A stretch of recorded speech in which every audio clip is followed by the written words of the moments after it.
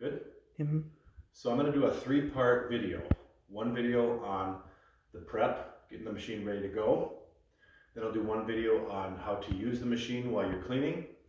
And then I will do one video on the rinsing and the cleaning of the machine. So that way you can kind of refer back to each individual video if you need to for certain steps, rather than one long video.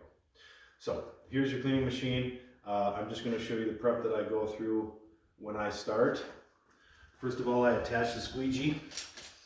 It's got a couple washers here. I loosen them up a little bit. The washers go on top and it just slides right into the back here. You just tighten them down, real simple. And you take this hose here. This is going to suck the water up. You just pop it right on like that, just so it's snug. Okay. Then we go to filling the water. This bin in here is for the dirty water, where the dirty water goes. This here is where you add water. So I have a hose attachment, obviously, that sits in here. You can hook up the hose attachment, use hot water, whatever. I usually use hot water. You can start adding water. I only probably add about 2 to 3 gallons. And if you come around here, here's your water level. It's going to slowly raise the more water you add. I don't fill it all the way up because you'll be using it for quite a while to drain it. I only go to about here. That'll usually get me all the hallways. It obviously depends on how much water you're putting out in the machine. So once you get the water in here, do the water first. And then I have the cleaner, which is the purple stuff. It's just the Global Industrial Floor Cleaner deodorizer. So I usually add probably a cup and a half's worth for 2 to 3 gallons of water. It doesn't have to be anything real specific. It doesn't really matter, but I do add the soap last because it will suds up otherwise if I add the soap first. So add the water first, you're good to go. Put the filter in, cover back on, close this. As far as how the machine works, we're still in the prep mode, but this spins. Probably don't have to get that close. This starts spinning and it applies water, okay?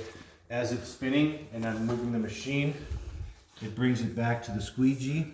So the squeegee and the vacuum attachment back here sucks the water up and it puts it into this tank. Pretty simple concept, okay? Once your water is in here, you're ready to go. I usually set my feed.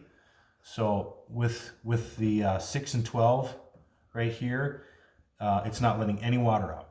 If I turn it all the way, it's gonna feed the most water out. Usually I have it somewhere in the middle, okay? And then when I'm done with the hallways and I wanna use up the water faster, I'll go all the way just so it empties up faster. So I'll put that where I want it to be. Actually, I won't move it until I'm ready to actually start. So you can come up here. There's a key that you turn. The key's hanging on the wall.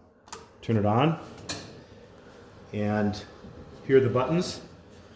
This button is for the buffer head to start moving, and that'll automatically start the water feed.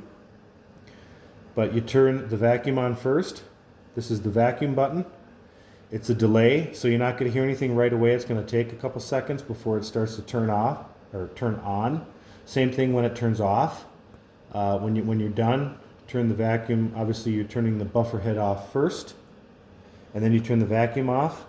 It's going to take a minute for the vacuum to turn off. So it's still going to be running, but there's a delay, so it will shut off.